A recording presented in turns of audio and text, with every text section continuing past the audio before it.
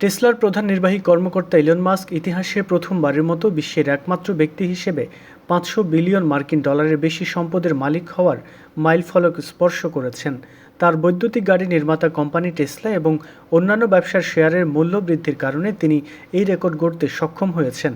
British সংবাদ মাধ্যম BBC বৃহস্পতিবার এই তথ্য জানিয়ে বলেছে, স্থানীয় সময় বুধবার দুপুরের পর মাস্কের সম্পদের পরিমাণ ৫০.১ বিলিয়ন ডলারে পৌঁছেছিল বলে ফোর্বস বিলিয়নিয়ার্স সূচক জানিয়েছে। যদিও দিন শেষে তা সামান্য কমে ৪৯৯ বিলিয়ন ডলারের সামান্য উপরে নেমে আসে। টেসলার পাশাপাশি মাস্কের কৃত্রিম বুদ্ধিমত্তা কোম্পানি XAI এবং রকেট নির্মাতা স্পেসএক্সের শেয়ার মূল্য সাম্প্রতিক সময়ে বেড়েছে। এই উত্থান মাস্ককে ধনকুবের হিসেবে তার প্রতিদ্বন্দ্বীদের চেয়ে অনেকটাই এগিয়ে দিয়েছে। ফোর্বসের সূচক অনুযায়ী বর্তমানে বিশ্বের দ্বিতীয় শীর্ষ ধনী হলেন ওরাকল প্রতিষ্ঠাতা ল্যারি এলিসন, যার সম্পদের পরিমাণ প্রায় ৩৫০.৭ বিলিয়ন ডলার।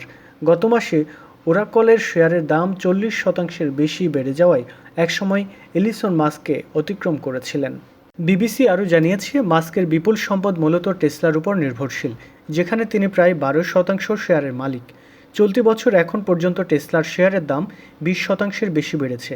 বিনিয়োগকারীরা মনে করছেন, মাস্ক রাজনীতির চেয়ে আবার তার কোম্পানিগুলোর প্রতি বেশি মনোযোগ দিচ্ছেন, যা শেয়ারের দাম বাড়াতে সাহায্য করেছে। এছাড়া গত মাসে মাস্ক প্রায় $১ বিলিয়ন টেসলার শেয়ার কিনে কোম্পানির প্রতি তার আস্থার ইঙ্গিত দিয়েছেন।